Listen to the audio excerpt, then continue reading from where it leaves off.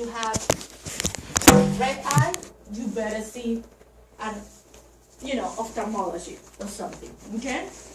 Or your general doctor, okay?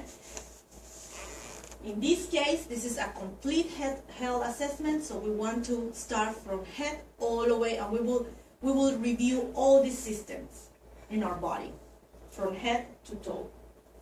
So this is only asking information. Only. She is sitting next to the member, asking the information.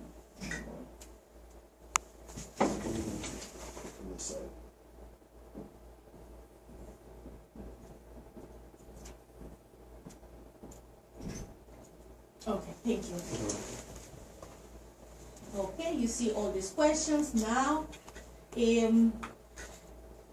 And this is only with check marks. Did you notice? They only have check marks. See? You're just checking chronic, not chronic, present, and all these series of questions that we want to know. Stroke, allergy. In this section, the nurse wants to check or wants to find out if the member have any allergy to medication or to food. Okay? And then what happened? You take any treatment when you have that allergy reaction. Okay?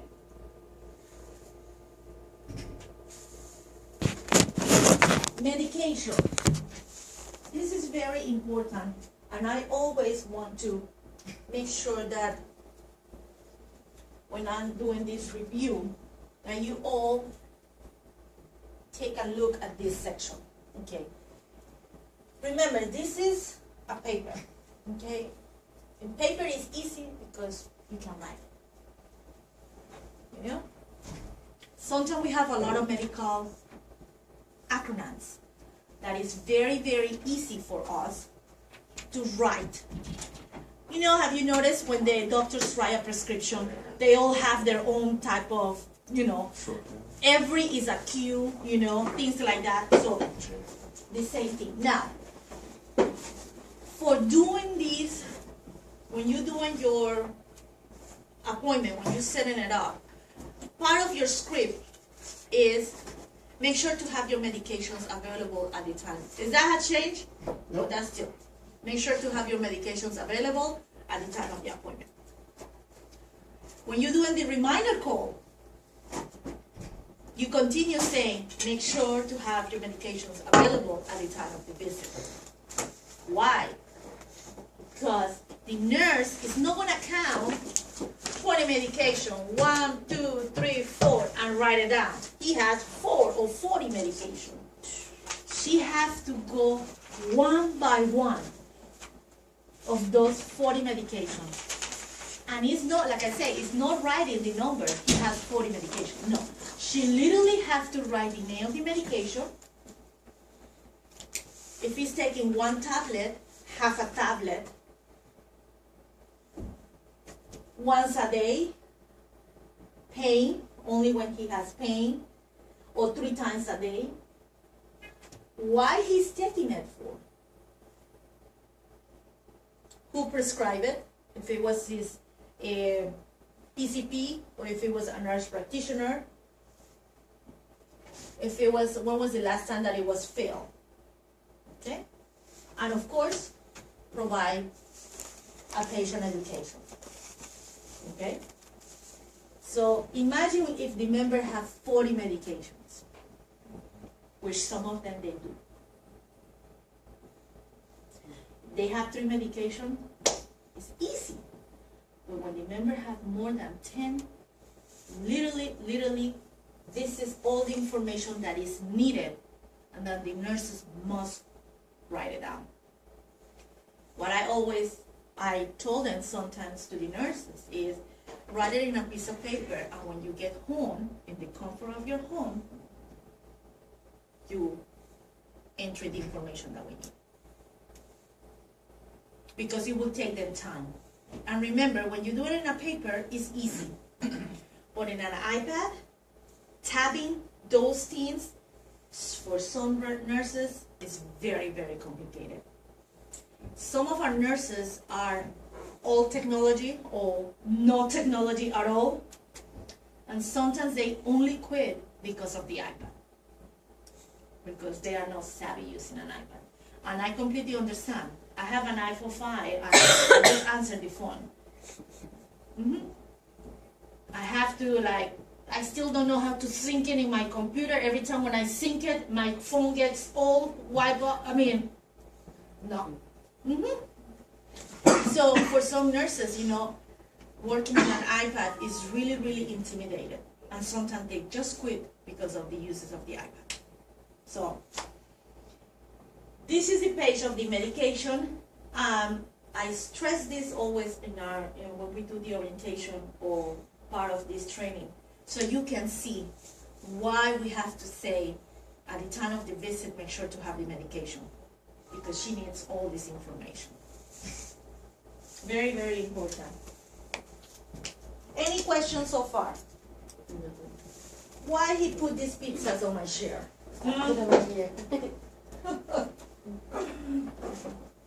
Okay.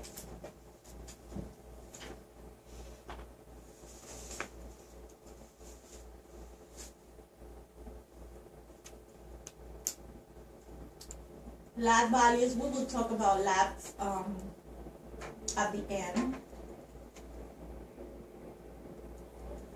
Depression screening. This is basically just questions and the member will answer.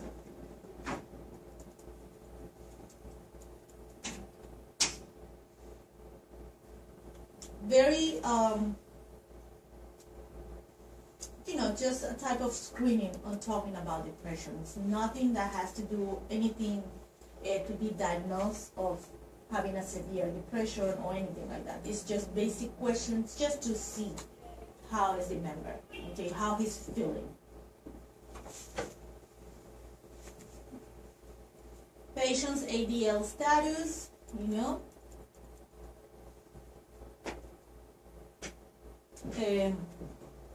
if the member, if the member go and open the door for you, hi, coming in, yes, please have a seat. Oh, I was waiting for you.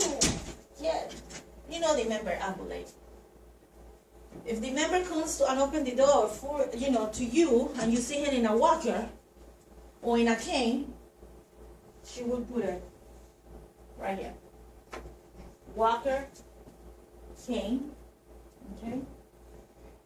If she goes to the bedside, then she will put bed bound. Bathing.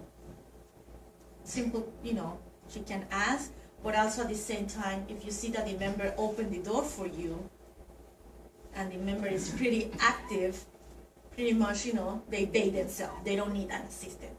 Okay? They may not shower, they may not bathe, but that's not the question. That's not what we're looking for.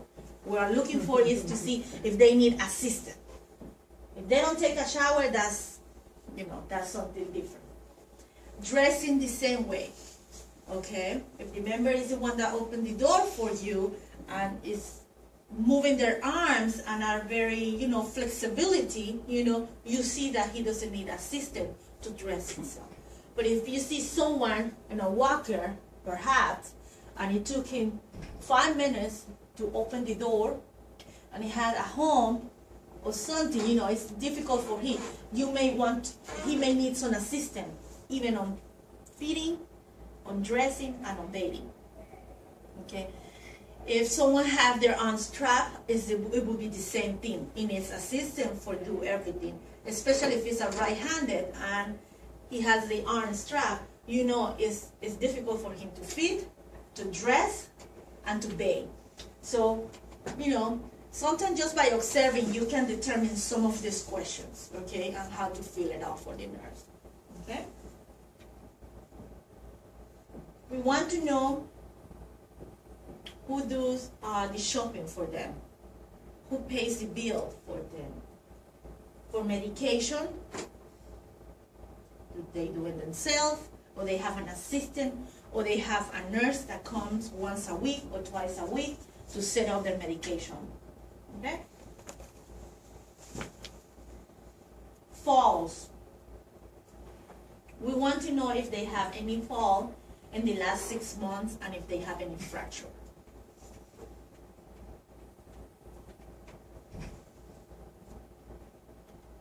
Interior of the house.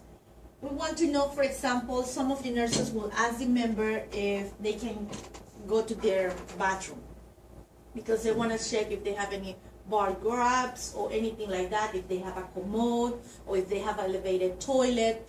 You know, those equipments are accessible for the elderly people, okay? So that will help them, you know. Sometimes if they don't have the help of the commode or elevated toilet, sometimes it takes them just 10 minutes just for them to get out of the toilet. Sometimes you find them in there. Sometimes they die in the toilet. So those elevator seats, the ones that are in the toilets, you know, they only have to sit like this and it's easy for them just to stand up. But imagine if the toilet is right here.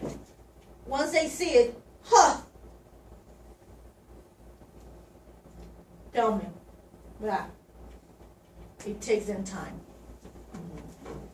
I seen it, so.